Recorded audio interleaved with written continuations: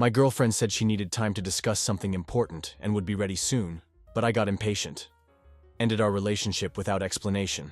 Be me, 29 years old, living what most people would call the perfect life. Victoria and I had been together for years. She used to make everything feel electric. Now she just makes the air feel heavier. Come home from my marketing job one Thursday. Toss keys in the bowl by the front door. Shirt half untucked. Thinking about leftover pizza and a cold beer. Walk into the kitchen and something feels wrong. Not just the silence. It's the way she looks at me. Like she just remembered I existed. Like I'm some old credit card bill she forgot to pay. She's leaning against the counter with one hip, scrolling through her phone like the world is made of cardboard. Barely says hello. Just keeps tapping her screen, grinning at whatever's on there like it's the funniest thing ever. Head to the fridge for that beer. It's gone. Haven't had one in 3 days. You drank the last one? Huh? She looks up, blinking. Oh yeah, I was stressed. Don't argue. Just stare at her. That's when I notice it for the first time. Her sweater is inside out. Subtle thing. If you weren't paying attention, you'd miss it. But there's the tag sticking up on her shoulder, like a little white flag. Surrendering something. What's with the sweater thing? I ask casually. Already starting to feel the floor slip under me. She looks down at herself and laughs. Oh my god, I was in such a rush this morning. Didn't even notice. That's a lie. Victoria notices everything. This woman once pointed out I was wearing mismatched navy socks. Under dim restaurant lighting, stand there for another moment. Then turn and walk to the living room. Sit down on the couch. My phone buzzes immediately. Blocked number text message. One sentence that changes everything. Ask her about the motel off Highway 27, room 204. Don't move for a full minute. Stare at the message. Blink once, twice. Feel everything in my stomach start to curdle. Look back toward the kitchen. She's singing now. Making tea like nothing happened. Something ancient and bitter claws its way up my throat. Open the front-facing camera on my phone. Look at myself. My face doesn't look like mine anymore. Get up. Walk back to the kitchen. Lean against the doorway. Hey, I say, voice completely flat. She turns around, mug in hand. Yeah? What were you doing yesterday afternoon? She pauses. Tiny pause. Barely half a second. But it's enough. I told you, she says, setting the mug down. I stayed late for that quarterly review meeting. Remember? Another lie. Her voice is smooth, polished, like a coat of paint over a cracked wall. Stare at her for a moment. Part of me wants to scream.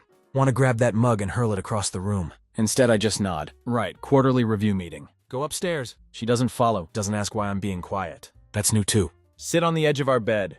Phone in hand. Type, who is this? Hit send. Message shows delivered. No reply comes. Don't sleep that night. Lay there staring at the ceiling, listening to her breathe next to me.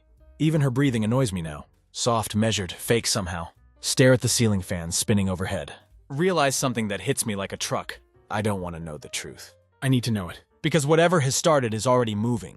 Can feel it like something creaking beneath the floorboards. About to break through. 2 days pass after that. Nothing. Not a word from the blocked number. Victoria doesn't mention anything unusual. But she's started wearing perfume again. Something floral and too sweet. Haven't smelled it on her since our 3rd anniversary. That's what hits me the hardest. It's not just the lies. It's the deliberate choices she's making. She's performing now. Like I'm watching a badly rehearsed play.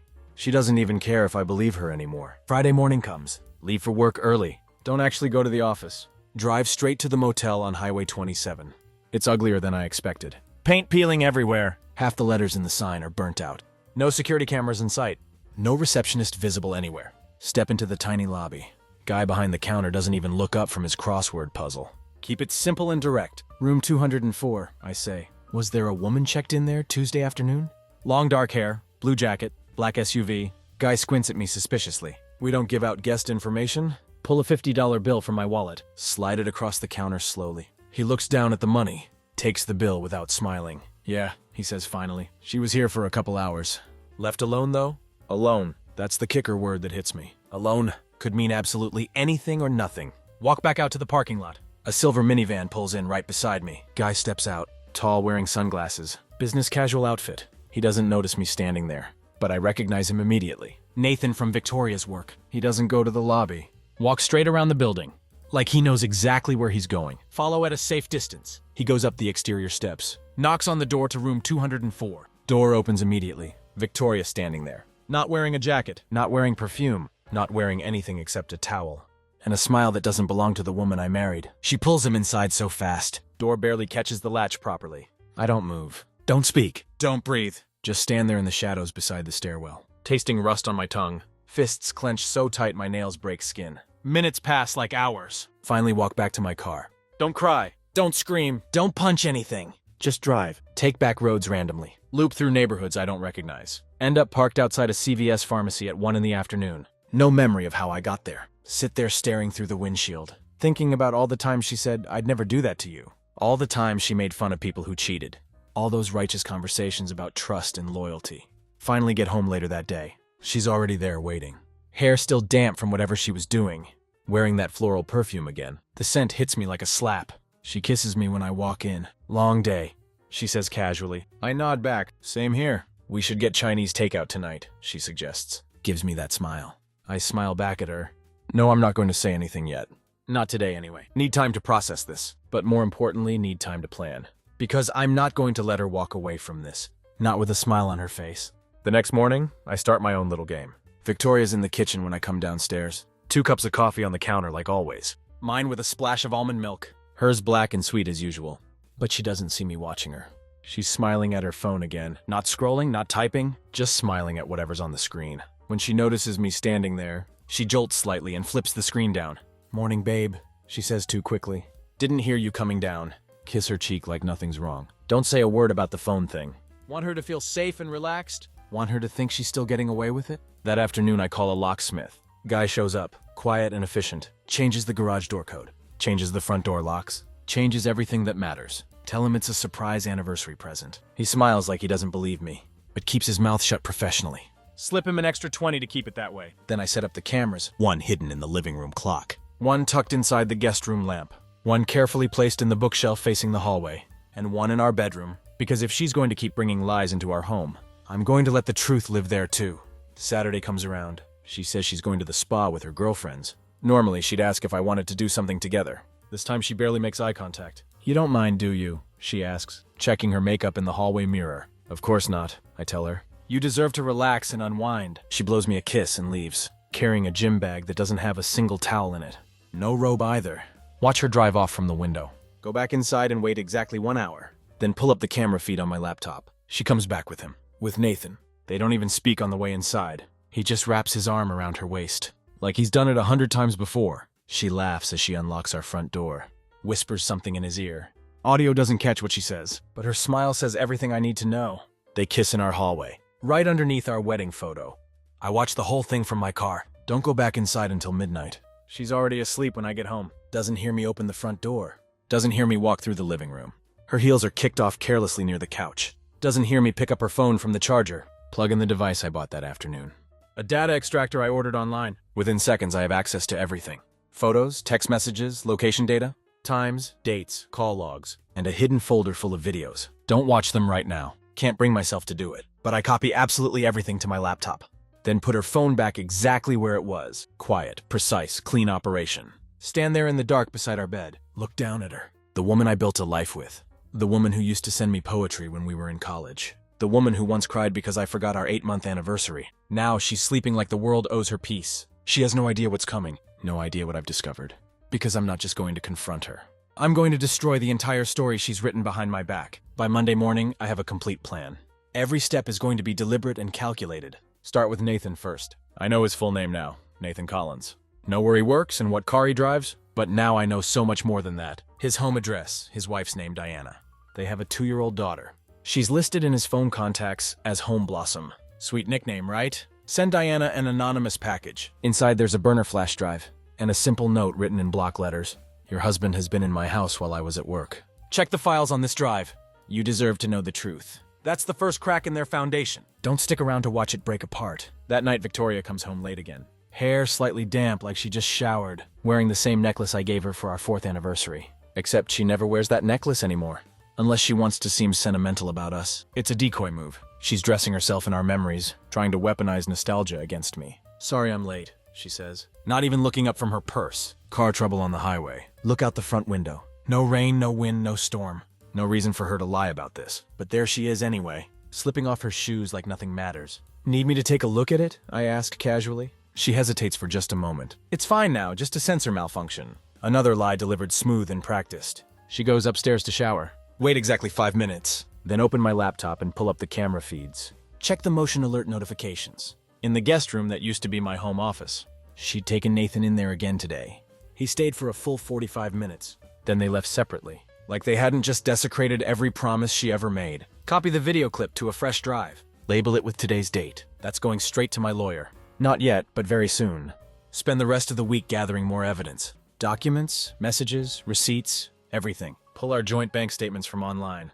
Find all the charges she tried to hide. The boutique hotel 3 towns over. The fancy steakhouse I've never been to. Uber rides from a city she never mentioned visiting. Every piece of evidence becomes another stitch in the net I'm weaving around her. Through it all, I stay completely silent. Make dinner every night like normal. Fold laundry on Sunday like always. Smile when she asks me to help plan our summer vacation. She wants to go to the mountains this year. Secluded, she says with fake enthusiasm. Peaceful and relaxing. What she really means is easier to sneak away. She's already secretly booked 2 solo hiking trips. Let her think I'm still playing the fool. Let her believe she's still in control. Friday hits like a thunderbolt. She gets a phone call while I'm in the kitchen. Can't hear the voice on the other end, but her response makes every hair on my neck stand up. No, what? Wait, how did she get that information? Her voice drops to a panicked whisper. Okay, calm down right now. I'll handle this situation. Just don't say anything until I figure it out. She ends the call and stands frozen for 3 seconds. Then she looks directly at me. I smile at her warmly. Swear to God she looks terrified for a moment. The fear in her eyes disappears quickly. Too quickly for it to be natural. Slips off her face like a dropped mask. Replaced by that warm, disarming smile. The one I used to fall for every single time. But this time I see it for what it really is. A cover, a performance, a lie. Hey babe, she says, walking over to the fridge. Do we still have that Riesling from the top shelf? Top shelf, I reply, voice completely calm and controlled. She pours herself a large glass, like her hands aren't shaking slightly. Don't push her about the phone call. Let her have the silence she thinks she needs. Let her think I hadn't heard her whisper someone's name under her breath before the call ended. She drinks too fast. Half the glass gone in one gulp. Then comes to sit beside me on the couch. Like absolutely nothing is wrong. Rough day at the office? I ask casually. She nods quickly.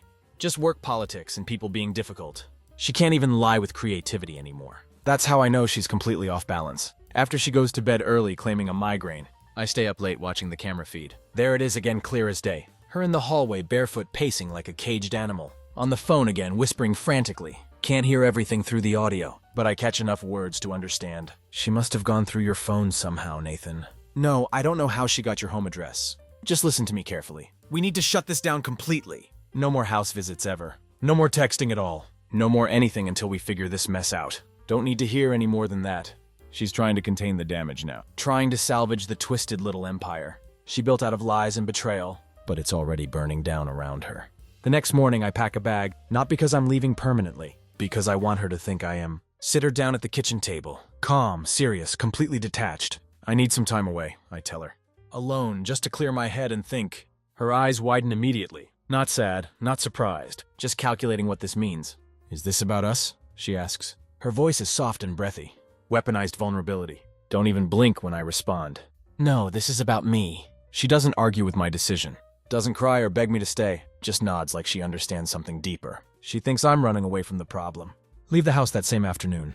Check into a hotel downtown under a fake name. Spend the entire evening organizing footage, compiling evidence, naming files by dates, creating timelines and locations, print out the clearest still photos, write detailed notes and label folders. Everything organized like a legal case. That night I call a divorce attorney. He answers after exactly 2 rings. Don't even hesitate when I say her name. Do you have concrete proof? He asks. I have absolutely everything, I reply. Then I make my next strategic move. Send Nathan 1 text from a burner phone. No name attached to the message. Your wife knows the truth now. But you'll never guess what mine knows. Attach a screenshot from 2 nights ago. Victoria sitting on Nathan's lap in our guest room. Her hand wrapped around the back of his neck. His mouth pressed against hers. Let the panic begin between them. Saturday morning arrives with a violent thunderstorm. The kind that shakes window frames, makes the sky look bruised and angry. Watch it from my hotel room window, coffee mug in hand. My mind already 3 steps ahead of both of them. By noon, Victoria has called me 3 times. Don't answer any of the calls. She leaves increasingly desperate voicemails. Hey babe, just checking in on you. Let me know if you're okay. I'm starting to worry a little bit. Please call me back when you get this. Okay, now I'm really getting anxious. Can you just text me back at least? She doesn't sound frantic or heartbroken. She sounds cornered and desperate. Exactly what I wanted. At 2:13 in the afternoon, Nathan breaks. He texts me directly from a different number.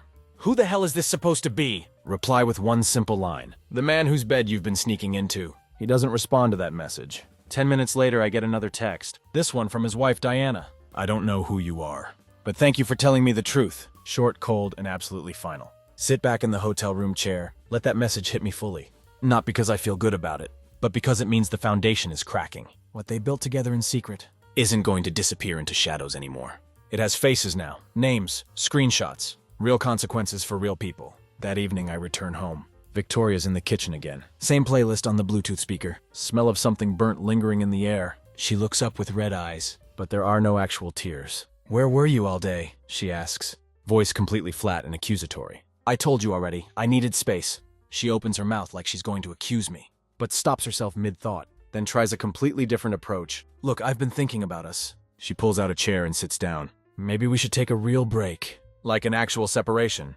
Reevaluate what we both want." There it is, finally. The slow dissolve in her way out. Her carefully scripted ending to our marriage. She thinks I'll agree quietly.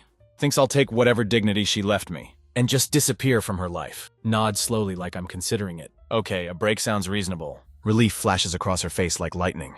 But I'm not finished with her yet. I just need one last thing from you. Truth about everything. Her expression hardens immediately. "About what exactly?" "Everything," I say calmly. "Nathan, the motel, the texts, the phone calls, the lies." She blinks once, then again. Then comes the predictable denial. "I don't know what you're talking about." Smile at her and hand her an envelope. Inside are still photographs from the camera footage. Time-stamped, crystal clear, completely undeniable. Her hands shake as she flips through them. The silence between each page, louder than any screaming could ever be. Then she does something I don't expect. She laughs, not because anything is funny, but because she's completely panicked. "You were spying on me," she says, voice rising with fake outrage. "That's sick and insane. Do you know that? You need serious help." "Did I Photoshop these images?" I ask calmly. "Did I fake the motel registry somehow? Did I write your text messages to him?" She stands up so fast the chair screeches backward. "You think this makes you the victim?" she hisses. "You want everyone to feel sorry for poor betrayed husband, while you were busy planting cameras like a goddamn creep. You lied to me," I say evenly, "every single day for months. That ends right now." She doesn't have any response to that, just storms upstairs muttering curses under her breath. Don't follow her up there. Sit in the kitchen watching the storm. Roll through the windows outside. Feel something I haven't felt in weeks. Complete control over the situation. Wake up the next morning to total silence. Not the peaceful kind of quiet. The tense kind where the air feels electric. Like it's waiting for something to explode. Victoria's already downstairs. Can hear the quiet clatter of dishes. Her trying to move through the house. Like last night never happened. Like nothing has fundamentally changed. When I come into the kitchen, she doesn't look up from the sink. "I'm going out for a bit," she says, rinsing a coffee mug aggressively. "Getting some fresh air and space." Lean against the doorway casually. "Where are you going exactly?" She shrugs without turning around. "Don't worry, I'll text you this time." A pathetic dig at me. Don't even bother responding. She dries her hands roughly, grabs her keys from the counter, leaves without any goodbye. No hug, no kiss. Just the sharp click of the door behind her. Wait exactly 2 minutes. Then open my laptop on the kitchen table, not even being subtle about it anymore. Check the camera feeds quickly. Then pull up her GPS tracking. Installed it weeks ago without her knowing. Watch the blinking red dot on the screen. Move across the city toward Nathan's neighborhood. She's not heading for a peaceful walk. She's running straight back to Nathan. But this time the joke is on both of them. Already met with my lawyer yesterday. The folder I handed over contained everything. Dates, video proof, witness statements. Thanks to Diana, who's been incredibly cooperative. Financial trail of joint funds Victoria used for their secret hotel getaways. We're filing under marital misconduct and infidelity. I'm taking the house and the settlement. I'm freezing all the joint accounts. Most importantly, I'm filing first. By the time Victoria arrives at Nathan's apartment, my lawyer has already submitted the initial paperwork, and Nathan doesn't even answer his door. From what Diana told me in our phone call, he's been sleeping on a friend's couch since Friday. His divorce proceedings already in motion. Custody battle incoming for their daughter. They're both about to discover what betrayal tastes like when it turns to ash. Victoria texts me from her car around noon. "We need to talk seriously right now." Wait exactly 10 minutes before responding. I already talked with my lawyer about everything. She doesn't respond to that message. Not for several hours. When she finally comes back that night, she looks smaller somehow, like someone pulled all the scaffolding out from under her. Sits across from me in the living room. Doesn't speak for a long time. Just looks at me with hollow eyes. "I didn't want it to be like this," she finally says. Tilt my head slightly. "You wanted it to be what exactly?" She swallows hard before answering.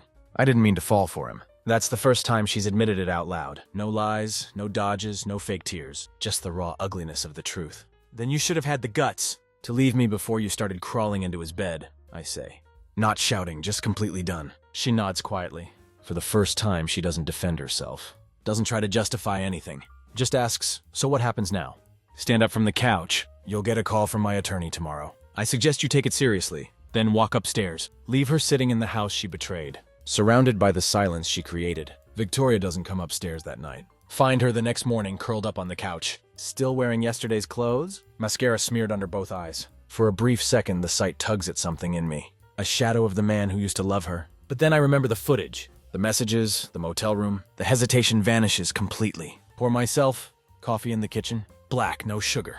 Sit across from her at the table, silent as a judge waiting. She doesn't speak until halfway through her own cup. So you're really doing this? She asks. Look up from my mug. Doing what exactly? Giving you what you clearly wanted? She flinches like I hit her. That struck something deep. Good. I didn't want this, she says, voice brittle and breaking. I just wanted something different. I didn't feel seen anymore. Almost laugh at the irony. Funny thing is, I've been invisible for a year, and I still didn't cheat on you. She looks away immediately. Can't hold eye contact anymore. That's completely new behavior. I made a mistake, she says quietly. A mistake is forgetting to pay the electric bill. What you did was a campaign of dishonesty. She opens her mouth to respond, but no words come out at all. Can see her searching desperately for sympathy. Some kind of emotional shortcut back to my good side. But this isn't a debate or negotiation. This is sentencing. I'm staying in the house, I tell her firmly. You'll receive paperwork by Tuesday morning. We're filing for no-fault divorce. Misconduct, infidelity, irreconcilable collapse of trust. Where am I supposed to go? She asks, voice small and lost. You've had months of practice sleeping somewhere else, I say. Figure it out on your own. She recoils like I physically hit her, but I haven't raised my voice once. Haven't thrown anything or made threats. Just calm, cold, everything she's not used to. I'll give you 1 week, I add. That's more than you gave me! When you started sleeping with someone else? She doesn't answer or argue, just nods slowly and walks upstairs. Door clicks shut a little too hard. Don't even flinch at the sound. Call my lawyer again that afternoon. Tell him to proceed with everything. Then call Diana. She picks up after 1 ring. I owe you, she says immediately. Her voice is sharp, exhausted, but solid. You owe me nothing, I tell her. He owed us both. We exchange timelines again. Fill in more details we missed before. She's already filed her own divorce papers. Already frozen their joint accounts. Nathan moved in with a coworker last week. His family is disappointed, she says flatly. Tell her mine hasn't even heard yet. Then she says something that stops me cold. He told me last month he'd been thinking about proposing to her. My jaw tightens involuntarily. They talked about marriage. He bought a ring, she continues. Found the receipt in his email. 2 weeks ago. For a moment, the entire room blurs. Rage and disbelief rise like bile in my throat. Not just the betrayal anymore, but the sheer audacity of it all. The future they were planning, while still lying to the people who loved them. Whisper into the phone. She didn't just cheat on me. She replaced me. Diana doesn't answer right away. She doesn't have to. We both know what that means. That night, I box up everything. The wedding album, all the framed photos, anniversary gifts, every lie disguised as a memory. Leave the box outside her bedroom door. With a simple note taped to the top, you don't get to keep the good parts. Victoria doesn't speak to me for 2 days after the box. Walk past her in the hallway, hear the soft shuffle of her bare feet, the quiet door closing when she thinks I'm not looking. The air between us has turned sharp, sliced clean through with unspoken things. Regret, shame, or maybe just the weight of being completely found out. Don't care which one it is. Too busy preparing for the fallout. My lawyer emails me the finalized documents. Everything's stamped, signed, processed officially. Victoria's betrayal isn't just digital anymore. It's paper now, ink and record. A permanent piece of legal history. Then comes the part I've been dreading and craving all at once, telling our families about everything. Call my sister Rebecca first. She'd always liked Victoria. Used to say we were that couple. The ones that made people believe in lasting love. Tell her absolutely everything. The silence on the other end stretches for nearly a full minute. Then you're absolutely sure? She asks. I have video evidence, I say. Text messages, multiple hotel receipts. Her voice on camera telling him she wanted to keep doing it as long as possible. More silence on the line. I'm so sorry, she whispers finally. Not even though she can't see me. Yeah, me too. Word spreads quickly after that conversation. Victoria's parents call me directly. Her parents, not her. They ask to meet in person. Agree to sit down with them. Meet at a diner 2 towns over. Her mom looks completely shattered. Her dad doesn't speak for 10 straight minutes. We don't understand, her mom says finally. This isn't who she is. Don't sugarcoat anything for them. Tell them every discovery, every lie, every time I gave her chances to stop and she just didn't. Her dad finally speaks up. She used to be kind, he says, before everything got so performative. Her mom wipes away tears. I don't know what to say to you. You don't need to say anything, I tell them. But you deserve to know the truth. I didn't want you hearing it through whispers. Victoria never reaches out to defend herself. After that meeting with her parents, Doesn't even try to twist the narrative. Thinks somewhere deep down she knows. The war is already lost. That night I get a call. Blocked number again. Answer it anyway. Long pause on the other end. Then Nathan's voice. You win. Don't say anything back. I lost everything, he says. My wife, my daughter, my job's on the line. Still say nothing at all. He exhales hard into the phone. She told me you'd never find out. Said you were too busy, too checked out to notice. Finally speak. I was busy loving someone who never deserved it. Click and hang up. That's the last time I hear his voice. Victoria starts packing the next day. No fanfare, no breakdown. Just methodical, quiet, defeated. She leaves 3 framed photos on the mantel. All of us together. All lies. Smash them after she leaves. Victoria leaves on a Thursday morning. No goodbye, no drawn-out apology. No last-second tears begging me to reconsider. Just a car trunk slamming shut, duffel bag over her shoulder. The soft rumble of her SUV. Disappearing down the street she used to call home. Stand at the window watching her taillights. Fade into the morning fog. Feel absolutely nothing. No pain, no sadness, just quiet. The kind of quiet that fills a space after a storm has passed. And the wreckage is all that remains. She doesn't even take everything. Leaves the blender behind. The books she used to pretend to read. Her half-finished yoga mat rolled into the corner. Like a forgotten lie. But the silence she left behind, that was loud. Fills every room, climbs the walls, settles in the couch cushions. For the first time in weeks, sit down in my own house, without feeling like a ghost haunting it. Realize something important. I'm not mourning her. I'm mourning me. The version of me that used to believe her, the guy who trusted her good morning kisses, smiled when she said she missed me. That version of me is dead now, buried somewhere beneath motel receipts and lipstick-stained coffee mugs. The lawyer calls that afternoon. She hasn't contested anything, he says. It'll move quickly through the system. Of course she doesn't contest it. She wanted out all along. Just didn't want to be seen crawling. Later that day I take everything I have. Every file, every message, every time-stamped video clip. Copy them all to a sealed backup drive. Not for revenge or to spread around, but because I need to keep a record of what happened, of who she became, of what she did when she thought I'd never find out. Burn the rest literally. The notes she left me over the years. Birthday cards with those forever and always lines. Old journals where she wrote my name. Next to doodled hearts. Stand in the backyard by the fire pit. Feed them in one by one. Watch the past curl into black ash. Doesn't make me feel better, but it makes me feel done. The next few days are strange. People find out about the divorce. Friends reach out with variations of, "We're so sorry and we had no idea." Answer with simple thank yous. And short replies. What was there to say? That I ignored the signs? That I chose to trust someone who never deserved it? Then I get a text from her. Just 4 words. Are you really okay? Stare at the screen for a long time. Then do something that surprises even me. Don't reply at all, because her words don't mean anything anymore. They're as empty as the side of the bed. I no longer share. Thought closure would come like thunder. A crash, a scream, something violent to match the chaos she left behind. But it doesn't. It comes on a Tuesday morning, week after Victoria left. While I'm brushing my teeth, look at myself in the mirror. Really look. See someone I haven't seen in years. Not the man she twisted and shrunk, left in the shadows. Not the confused husband parsing lies over dinner plates, but me. Someone clear-eyed and whole. That night I sleep with the windows open. Let the cool air move through the house. Like a cleanse. No cameras to check. No phone monitoring. No watching someone's every step. Wondering if I missed another clue. Just lay there quietly breathing. That's when I realized something profound. The pain wasn't in what she did. It was in what I let myself believe. Because Victoria didn't break me overnight. She did it in increments. With little lies, dismissive glances. Those "you're overthinking it" phrases. That stripped layers off me. Until I barely recognized my own doubt as truth. She made me question myself. And that was the real betrayal. Nathan's wife Diana emails me a week later. Not for drama, just closure. She says, I hope whatever they destroyed, for their little fantasy, was worth it. I'm guessing it wasn't. Reply back, it never is. She tells me she found a new apartment. Started therapy sessions. Her daughter is adjusting well. Nathan is trying to crawl back, but the door is closed permanently. For good, she writes. He doesn't get to rewrite the ending. That line sticks with me. He doesn't get to rewrite the ending. Neither does Victoria. Go to our old anniversary spot the next day. Alone this time. Order the same wine we used to toast with. But instead of drinking it, pour it out onto the sidewalk. A small goodbye. Not to her, but to the man who waited too long to believe his own gut. Spend that weekend boxing up. The last of her things. What little she left behind. A scarf, pair of silver earrings, drawer full of expired cosmetics. Donate most of it to charity. The rest goes into the trash. That's the last ritual. The final purge. Then it's over. Not just the marriage, but the version of my life where I let someone treat me like I was disposable. I'm no longer her husband. I'm me again. The first morning of my new life starts like any other. No dramatic soundtrack playing. No cinematic sunrise breaking over the horizon, just sunlight on my pillow. Breeze through the open window. Familiar hum of a quiet house. Finally peaceful, finally mine. Victoria is gone. Not just from the house, but from the narrative, from the day-to-day decisions, from the future.